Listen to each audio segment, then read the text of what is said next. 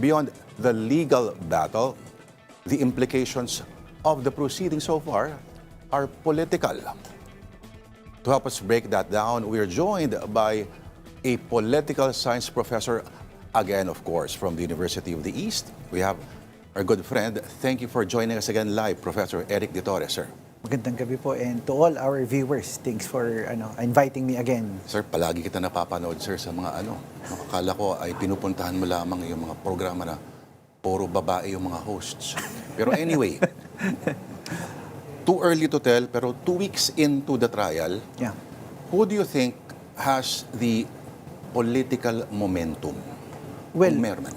talagang makikita natin na it's really on the side of the prosecution kasi nasa kanila yung bola, and at the same time sila yung unang nagpepresenta ng witnesses. Secondly, yung approach din ay nakita natin yung magandang approach, malinaw na pag-establish ng prosecution. Pero syempre, we have yet to suspend judgment kasi magkakaroon naman ng pagkakataon ng depensa na usigin ng mga witnesses at bigyan sila ng pagkakataon na magpresenta din ng kanilang ebidensya at i-cross-examine ng mga witnesses na piniresenta naman ng mga prosecution. Nagsimula na ba yung mga klase ninyo? Hindi pa, Sir Lord. Oo. Pero kung meron pagkakataon na makausap yung mga estudyante, lalo na mga poli-sci students, ano ang observation nila dito, sir? Lalo na yung mga first time lang sa kanilang buhay makakapanood ng isang impeachment trial. Well, ongoing yung enrollment ngayon at kitang-kita mo yung mga nagtitake ng political science at saka legal management. Talagang medyo tumaas kasi whether we like it or not, ang gandang marketing nito doon sa mga, nais kumuha ng direksyon ng pag-aabogasya. At isang bagay din na nakita natin dito, Sir Lord, yung tagisan ng galing ng both prosecution at saka ng mga ng defense na napaka-premiado at mahuhusay na mga abogado. So, yun, mga ating mga mag-aaral talagang nangangarap at nakikita din na talagang mag-aral ng batas at tahakin yung ganitong klaseng profesyon. Balang araw, maaari sila maging Senator Marcoleta, mga ganyan. Pwedeng-pwede. Pwedeng-pwede. Bakit ka natatawa?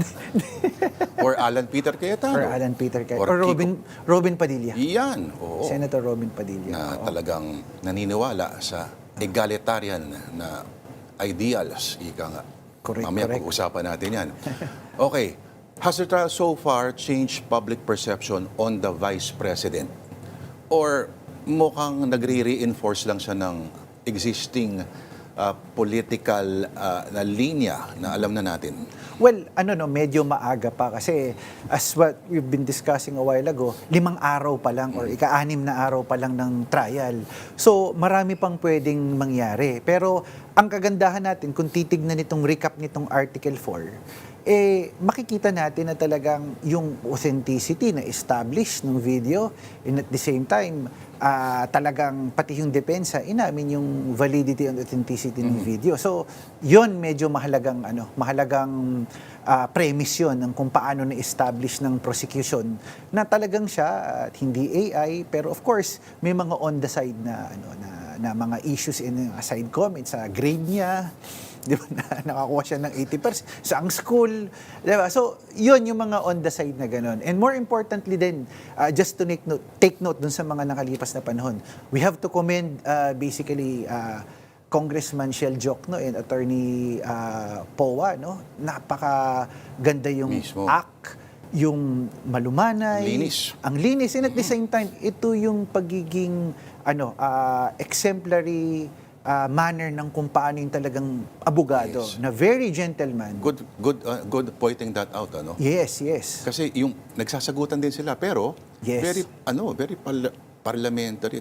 Yung Yes. dating nila talagang magalang at malinaw yung ina-argue nila. Yes. Mag-i-English kung kinakailangan, magtatagalog to bring home a point. Yes. Ang maganda rito, nakita natin na may mutual respect. Yes. That's one.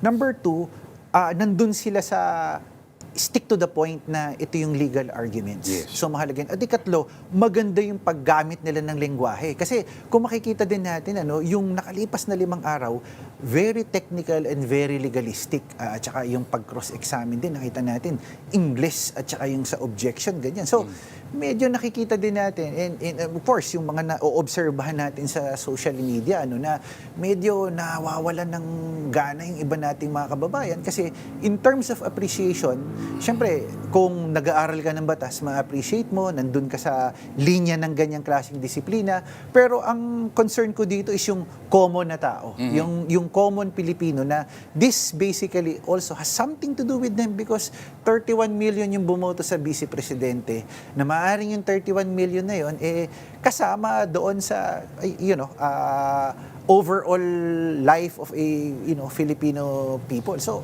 talagang mahalaga na maintindihan nila yung lengguwahe. Ang interesting dito ay kung paano hinahandle ng presiding officer na nung first week kasi nagkaroon ng observation na pwede pa itong pabilisin. Pero parang mamaya makausap natin si Attorney Reggie Tongkol. No? Yeah, oo. Mukhang mas lalong na-bog down sa technicalities, sabi nila. Ang bisita ko naman kahapon sa constitutional law book author, sabi niya, on the contrary, hindi siya over-judicialized, over-politicized na siya. Well, ang gandang balansehin ito, no? On the one hand, pwedeng makita natin na, and I have to give it to Senator Escudero. On the outset, talagang he laid down a very good premise. He has done a good job as a presiding officer. Nare-referee niya basically ng maayos in terms of the approaches, legalities, and basically proceedings. We have to give it to him. Tandang-tanda ako, magandang kinol niya rin din yung attention dun sa council na kung saan kine-question yung grade ng pagiging abogado, and there are many lawyers out there that is it really relevant? So, yung mga maliliit na issue na yon or on the side na yon, we have to really give credit to Senator Escudero in having a good job in being a presiding officer. Another notable thing is yung recommendation niya na bakit hindi natin gawing 9 a.m. in the morning and hanggang 3 in the afternoon. Ayan. Kasi ang worry ko dito, beyond the political issue, sir, is the manner by which, ano pa ba ang ibang ginagawang trabaho ng ating mga mambabatas? Nauubos yung oras, panahon, at ang kanilang energy dito sa impeachment trial. And tandaan natin, Sir Lord, we have to keep our eye on the ball because it's budget season. Yes. So we have to give emphasis na, ayan, baka na naman dito magpasukan na hindi natin nababantayan.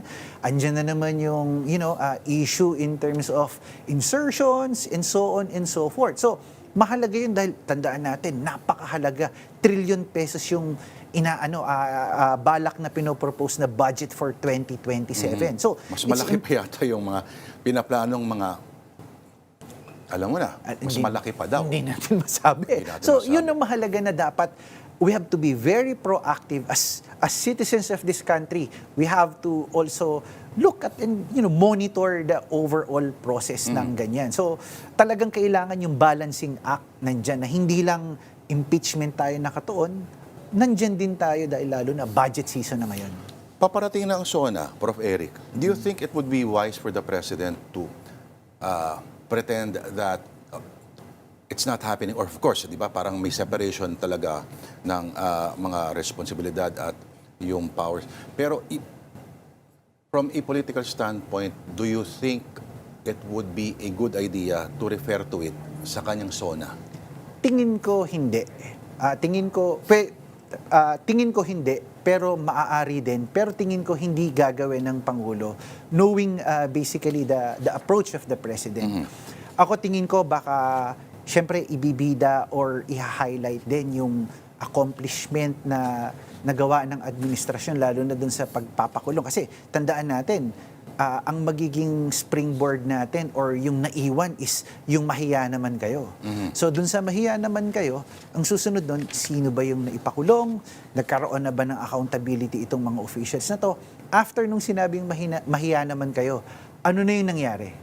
Pero syempre, sa tingin ng ating taong bayan, parang salat or kulang pa rin din. Kasi yung talagang mga dapat mapanagot, hindi mapanagot. At hanggang ngayon, parang nandito, hanging pa rin din yung usapin pagdating dun sa flood control program.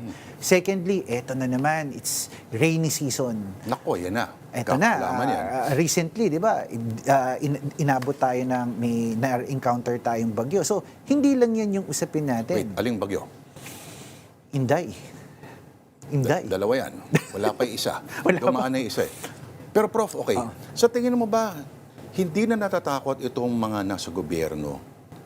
Kasi sunod-sunod na nagkakaroon ng mga pagkilo sa kalye na ang mukhang kinasindakan lang nila ay itong pinakahuli na may kinalaman sa isang religious group.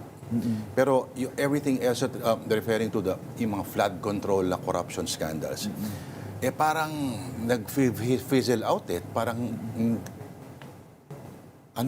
meron bang dating, may dent man lang ba ito sa kanilang consciousness? Nako, ang hirap. Kasi kung titignan natin, talagang may impact yung nangyari doon sa isang religious organization, lalo na yung sa INC. Kasi nobody saw it coming. Yun yung nakita natin doon. And they have the capacity basically to mobilize. Pero ang tingin ko rin din dyan, it won't be that successful kasi may missing link ka. Ano yung missing link mo? It's the elite basically and the oligarchs. Kasi tandaan natin, nung revolusyon na pumunta habang nasa dapitan si Rizal, nang siya ibinisita, anong requisite na number 1 ni Rizal? Para maging successful ang isang revolusyon, kailangan mo ng suporta ng elite class. At kung wala ang suporta nitong elite class, hindi mabubuo ang isang successful na revolusyon. So, makikita din natin, for lack of a better option or choice, divided as it is. This whole proceedings, looking at it from a more profound perspective, very divisive siya. The blocks of the senators resonates basically also the kind of how the Filipino people identify themselves. So, yun yung makikita natin as compared before, kitang-kita natin isa yung panawagan. Ngayon, hiwalay, hati-hati o hati. Isa dito sa puwersang ito, isa dito sa puwersang ito. Parang nag-cheer lang sa mga specific basketball teams na madalas ay wala sa kanilang mga interest. Exactly. Oo. Prof, mamaya pag-uusapan pa natin kung yung corona impeachment kasi nagkaroon talaga ng findings after the first week. Nag-drop yung interest. TV-wise talaga. Ito ngayon, may social media component na kasi. Yes. To sustain the interest of viewers, paano kayang pwedeng gawin? At lalong-lalo na pagdating sa mga ebidensya na puro papel lamang, Prof, at merong mga thick forests of numbers and ledger lines and columns and rows of letters and codes na napaka-abstrakto para sa ordinaryong tao. Mamaya, babalikan natin yan. Professor Eric De Torres, don't go away. We'll be continuing our discussion later with UE Political Science Professor Eric De Torres.